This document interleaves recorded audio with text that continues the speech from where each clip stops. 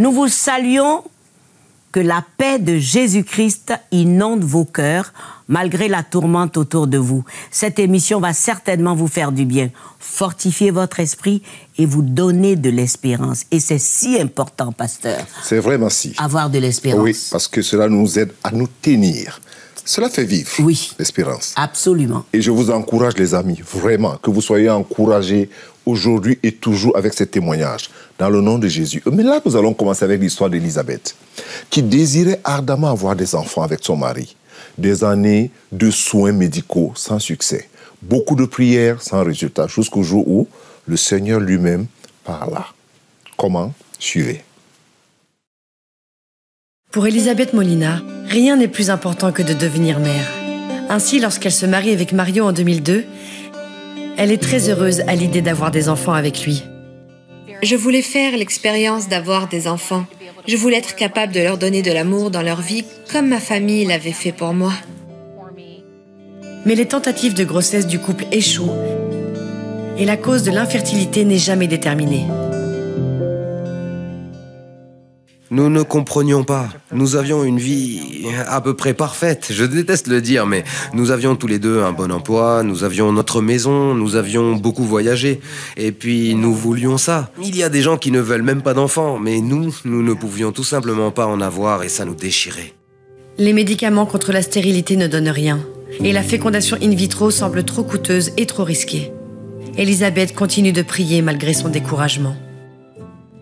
Je me levais tôt le matin, je faisais mon culte personnel. Je me souviens très bien.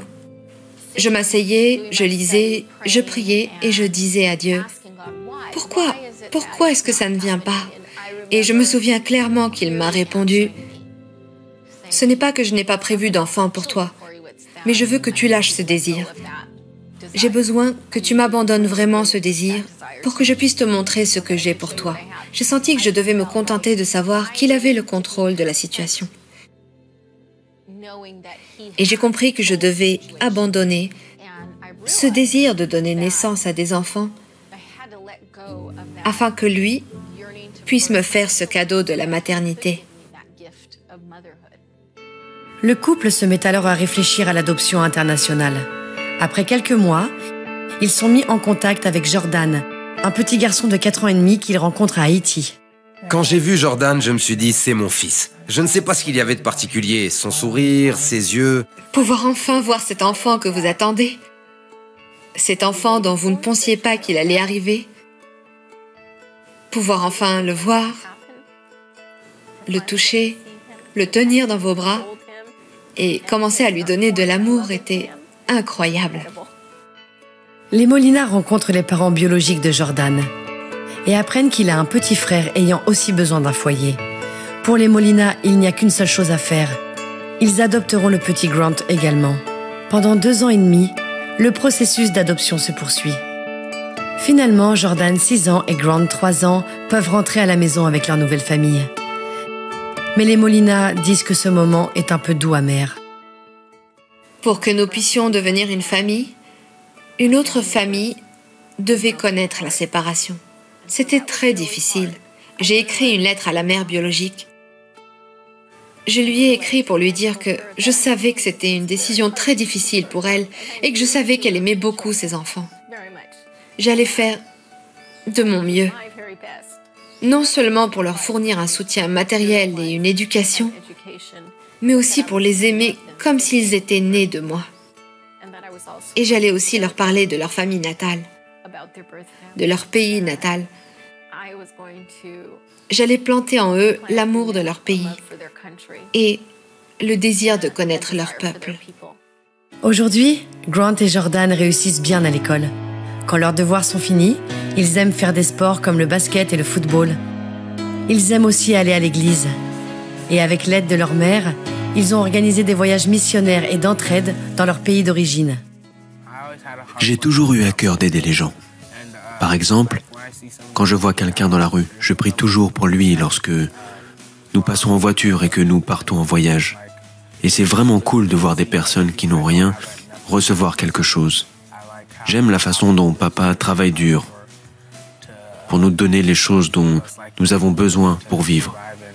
Et comment maman préparent la nourriture. Ils sont toujours là pour moi. Et la famille Molina continue de s'agrandir. En 2015, ils adoptent 2 filles, Laura et Hope. Elisabeth dit que son histoire est bouclée. Si avant elle voulait ses propres enfants, elle a laissé ses projets personnels pour permettre à Dieu de façonner son cœur et son image de la famille. La famille, ça commence dans votre cœur et ça grandit. Ça devient un sentiment d'amour écrasant que vous avez pour les autres et pour leur bien-être. Les Molina disent que leur histoire unique est une représentation de l'amour de Dieu. Quand nous allons quelque part ou que nous marchons en famille, nous attirons évidemment beaucoup de regards parce que nous sommes tous différents. Et les gens sont curieux. Ils veulent savoir. Mais je leur explique, je leur dis que ce n'est pas une mauvaise chose. Et ça nous donne l'occasion de parler de Dieu, de sa puissance et de la manière dont il nous a réunis. Elisabeth veut absolument éliminer la pauvreté en Haïti. Elle veut fournir des ressources aux habitants du pays pour aider les familles à s'épanouir. Elle est également une auteure qui partage son parcours d'adoption dans son livre intitulé « Pieces of My Heart ». Je l'ai écrit pour mes enfants. Je voulais qu'ils sachent comment Dieu a construit notre famille. C'est lui qui l'a conçue. Je sais que Dieu a un plan pour nous tous. Et si nous sommes prêts à franchir le pas, il va nous guider fidèlement. Les amis, quel exemple de foi, persévérance et patience, mais aussi et surtout obéissance. Alors voici ma question. Que faire quand la réponse à votre prière ne vient pas exactement de la manière que vous souhaitez? Est-ce que vous vous fâchez avec Dieu parce qu'il ne va pas répondre à votre demande? Ou vous arrêtez de prier parce que vous n'avez plus confiance en lui? Mais regardons le cas d'Élisabeth. Malgré le retard, elle a continué à prier jusqu'à ce que Dieu lui révèle sa volonté et les dirige, elle et son mari, autrement. Voilà. Votre confiance et persévérance va vous donner la révélation. Ainsi, ces deux-là, avec cette révélation, ont adopté 2 petits garçons. Et quand vous avez regardé le film, 2 petits garçons bien noirs. Ensuite, 2 petites filles bien blondes. Le cœur d'Élisabeth était si rempli d'amour maternel pour ses enfants qu'elle ne pouvait imaginer comment Dieu a pu faire cela. Parce que Dieu a toujours le meilleur plan pour tous. Élisabeth et son mari, ayant les moyens, pouvaient donner un avenir meilleur en élevant ses enfants selon les valeurs du royaume pour être de bons citoyens, de bons exemples pour demain. Et quand les gens s'étonnent en voyant cette famille spéciale, des noirs, des blonds, avec 2 parents bien blancs, avec tous ces enfants de couleur, ils se posent des questions. Qu'est-ce qui se passe? Parce qu'on entend les enfants dire « Papa, maman ». Élisabeth a le bonheur de dire que leur famille, de cette façon, est l'image de l'amour de Dieu pour tous. Les amis, retenons que Dieu est toujours bon et nous aime. Quel que soit le retard des réponses à nos prières, continuons de croire en lui avec sincérité de cœur et adorons-le malgré tout. Et vous verrez, ne nous quittez pas tout de suite. Amen, merci, vraiment.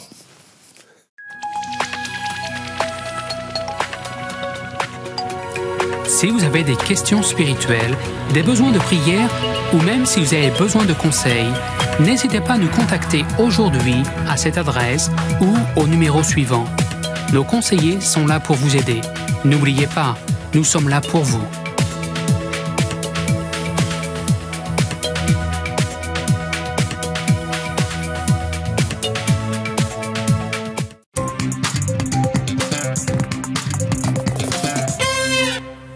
Merci de nous retrouver au Club 700 où j'ai l'honneur de recevoir le pasteur de l'AME, c'est-à-dire l'Assemblée du ministère de l'Évangile, fondé en 1992.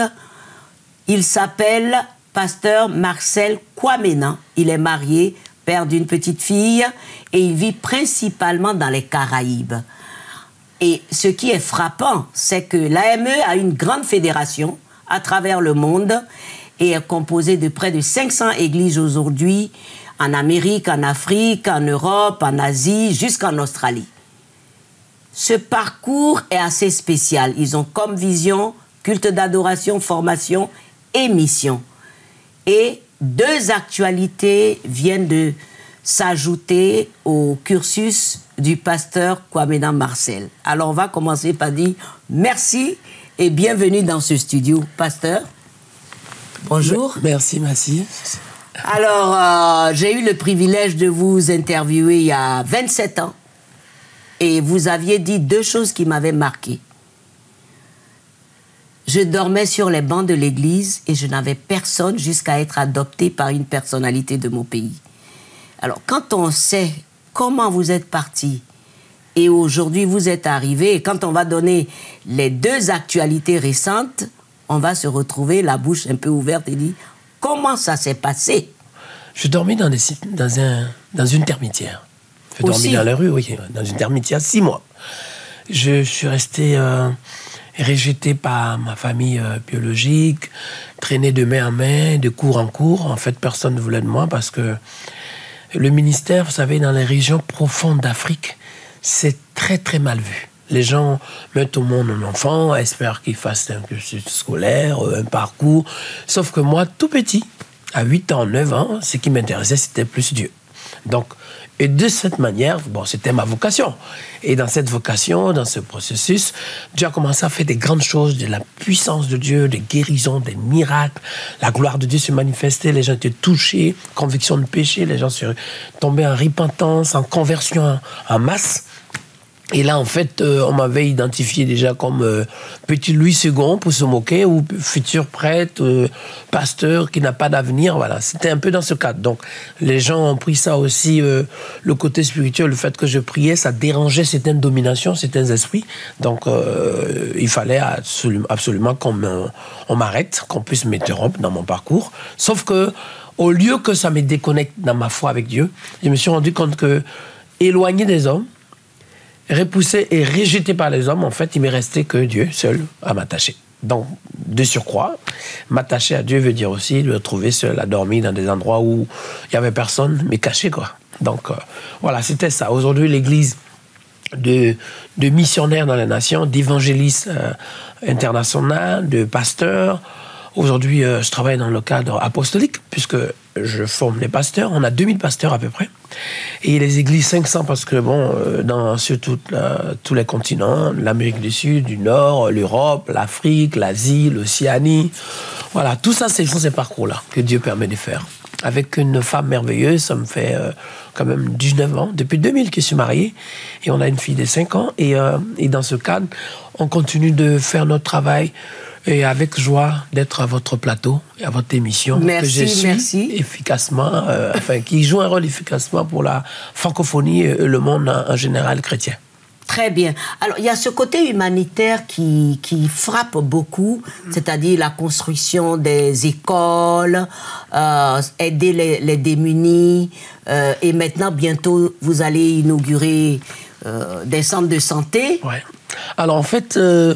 pour moi, être pasteur, c'est vrai, c'est s'occuper des gens spirituellement, mais on arrive dans des endroits où les gens sont vraiment dans le besoin. Et j'ai vraiment eu à cœur d'aider, en fait, d'abord à distribuer des cahiers, des effets scolaires annuels à des élèves. À 6000 enfants. 6000 élèves. Bon, on le fait à chaque fois, en tout cas, que je peux. Chaque année, j'essaie de faire quelque chose pour, au minimum, des classes, 600 élèves à 6000. Et j'ai distribué à plusieurs élèves. Et cette année, dans quelques semaines, j'ai compris à un moment donné qu'il fallait faire plus fort parce qu'il y a des endroits où il n'y avait même pas d'école. Donc, j'ai décidé de construire des écoles. Et aussi accompagner dans certaines régions où il y avait un manque du minimum pour la santé. Donc on a fait un dispensaire, un centre médical, et j'ai même envoyé quelques personnes à une formation médicale en avance. J'ai payé la formation. Oui. Et une fois qu'elles étaient sorties, qu'elles étaient prêtes, et après, j'ai pris le temps pour faire. Donc, on va inaugurer bientôt. Très bien. Maintenant, on vient à l'actualité récente rapidement parce que ce qui nous frappe, la première chose, c'est que élu patron de la Fédération des consommateurs et Association générale des consommateurs en Côte d'Ivoire. Ça, c'est très récent. Ça, on se dit, bon, de pasteur à ça, mais on comprend que le côté humanitaire a poussé les gens à vous reconnaître comme l'homme qu'il faut pour aider. Et, le père adoptif. Mon père adoptif qui m'a tout appris et qui est mon repère, une référence. Et dans ça permet à ce que dans le spirituel, je découvre l'importance et l'impact et l'utilité et le besoin d'aider, d'assister, de soutenir. Et être auprès des consommateurs, c'est quoi? C'est aussi entendre leurs besoins, leurs problématiques, que ce soit côté logement, difficultés au niveau des médicaments, et tout ça, les hausses des prix, le quotidien routier oui. Et même logement des gens. Très bien. Il faut dans ce domaine comprendre que le consommateur, tout le monde est consommateur. Donc si en Côte d'Ivoire il y a 27 millions, donc je me retrouve à veiller à prendre soin des 27 millions Très bien. de Côte d'Ivoire. Mais il y a plus que ça alors. L'actualité qui a un peu choqué tout le monde, c'est que vous venez d'être nommé diplomate international en expertise et consultation pour la vision du développement des pays en difficulté, et cela par la Communauté économique européenne. C'est une mission diplomatique présente dans plus de 80 pays dans le monde. Et vous allez travailler pour le développement économique, social et culturel des pays d'Afrique. Pourquoi on va chercher un pasteur pour occuper ce poste? Mais en fait, moi, je le faisais déjà, l'humanitaire. Oui. Et je crois qu'à un moment donné, comme c'est un service humanitaire, il était utile, en quelque part, de reconnaître déjà l'activité que je fais, oui. de le rendre plus officiel, de me donner un peu des moyens plus larges de pouvoir accomplir ma mission. Donc, diplomate, je crois que c'est un élément plus pour que dans ce milieu aussi, il y ait des enfants de Dieu qui prient, qui décident et qui contribuent à réfléchir et aller chercher des moyens. Vous allez voir les 80 pays, il y a les États-Unis, il y a la Chine, la Russie, la France, le Canada, certains pays en Afrique. Et on se rend compte que, justement, ce sont des États qui ont le cœur de ces pays pauvres, de ces écoles, de ce milieu où il y a manque de scolarité, les femmes exclues, l'illégalité avec la jeunesse, l'abandon vraiment de la responsabilité familiale. Donc moi, en fait, ce que je vis, en fait, c'est que c'est une continuité pour moi. C'est une continuité pour moi. Ça ne change rien trop, en fait. Mais bon, après, quand on lit dans la Bible qu'il faut qu'il y ait des Joseph, il faut que ça soit une réalité. Donc, vraiment, Joseph, parce que il y a un autre parcours. On aura le temps de faire un grand témoignage vous concernant, parce que il y a un autre parcours qui a été très, très médiatisé. Donc, là, vous êtes parti pour refléter Christ dans ces différents milieux.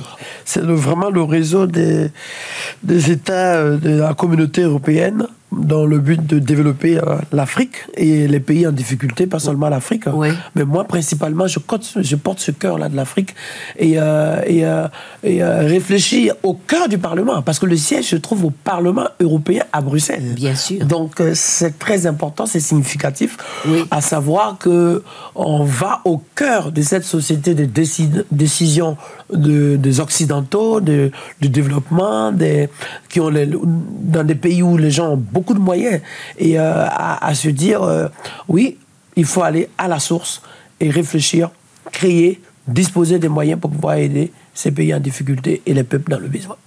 Et faire, lui, la lumière de Christ. Exactement, et proclamer la gloire de Dieu, et surtout, la Bible dit « Lève-toi et brille ». Donc, j'essaie de faire à ma manière, discrètement, mais je pense que nous sommes dans une saison où on ne doit plus être étonné, en fait. On ne doit pas venir avec son diplôme pour penser forcément aller plus loin. On doit venir avec son cœur, avec sa passion, avec sa vocation. Et Dieu peut ouvrir toutes les portes. Et moi, je le crois. Je pense que ce qui est écrit est une réalité. Et c'est que ce que Dieu a fait au travers de ses serviteurs dans la Bible, il faut qu'on sache que ce sont des faits, c'est du concret. Oui. Et il ne faut pas seulement lire. Il faut à un moment donné qu'on passe à l'action. Et c'est comme ça qu'on pourra dire que Christ est ma vie, la mort m'est un gain, pour les moments difficiles et aussi pour l'assurance, mais aussi c'est qu'il a promis, il a la puissance pour l'accomplir, parce que c'est une réalité. Et le jour de la Pentecôte, nous serons des témoins et l'Esprit de Dieu descend. Merci, pasteur. On pourrait continuer cette conversation trop longtemps, mais on aura l'occasion. Merci beaucoup. Merci d'être resté en notre compagnie. C'est le pasteur apôtre Marcel Kwamena de AME, Assemblée du ministère de l'Évangile à travers le monde. Il est connu et aujourd'hui diplomate international pour les causes humanitaires. Ne nous quittez pas, à tout de suite.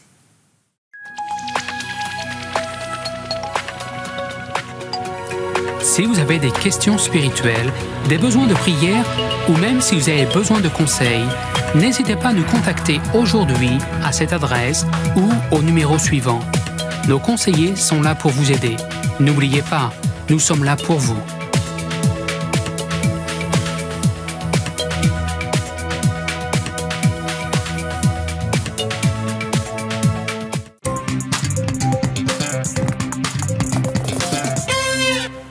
Toujours avec vous au Club 700. C'est partagé, hein? La joie de se retrouver toujours ensemble. La justice et la paix s'embrassent. C'est le psaume 85 au verset 5. Ce beau psaume énonce un puissant et grand principe. La justice et la paix s'embrassent. Paix et justice sont des deux hauts caractères du règne de Christ. Mais qu'est-ce que la justice? Dans l'idée de la justice, il y a celle de l'équité ou d'équité. Justice et équité sont d'ailleurs associées, c'est-à-dire une idée de bon droit, d'égalité entre tous. Il y a encore dans la notion de justice une idée d'ordre établi sur l'exacte observation de la loi. Dans n'importe quelle nation de la terre, on n'a pas pu se passer de loi, ni pu, sans graves conséquences, permettre aux citoyens de mépriser les lois. Pourquoi? Lorsque les hommes sont émancipés de toute obéissance aux lois de la terre, c'est le désordre. C'est la révolution, c'est l'écrasement des faibles et la domination de la force, avec tout ce qui a comme arbitraire de cela et que cela comporte. Un État sans législation ne peut pas subsister. Ça, c'est une citation et c'est fin. Que dire ensuite de la paix? L'Écriture présente la paix comme l'acquisition la plus désirable. Elle est non seulement l'attente et la tranquillité entre les hommes et les nations, mais avant tout un état d'âme où préside ou alors réside même un repos inébranlable dû et qui vient de Dieu. La Bible lie souvent la notion de paix avec celle de sécurité, de prospérité, de bonheur et de joie intérieure. Ainsi, justice et paix s'embrassent. La seconde vient par la première. Et il ne peut y avoir de paix sans justice. Pourquoi? C'est aussi pour cela que ce monde ne peut obtenir de paix tant que d'hommes appellent aujourd'hui, cette paix que beaucoup de personnes appellent aujourd'hui. Ces hommes l'appellent sans consentir le plus souvent à eux-mêmes ou en eux-mêmes d'accepter Jésus-Christ dans leur cœur comme le prince de la paix. C'est beaucoup. On peut en parler et en parler et en parler. Mais ce que je vais vous dire, c'est que la justice et la paix s'embrassent dans un cœur qui a reçu Jésus comme Seigneur et Sauveur personnel. Oui, celle de ce monde-ci, elle est très précaire et instable. La justice et la paix que Dieu donne, elle vient par son Fils Jésus-Christ. As-tu Christ? As-tu la paix dans ton cœur avec Dieu en Jésus-Christ? Alors si tu veux que la justice et la paix s'embrassent dans ton cœur, fais la première chose et la plus importante. Fais la paix avec Dieu en son Fils Jésus-Christ. Que Dieu te bénisse et qu'il te bénisse abondamment. Oui. Oui, merci. Amen, pasteur. Merci pour ces bonnes paroles. Voici ce qui a sauvé la vie de ce bébé né avec une malformation cardiaque. Regardez. Yan Yo était ravie d'apprendre qu'elle allait avoir un petit frère.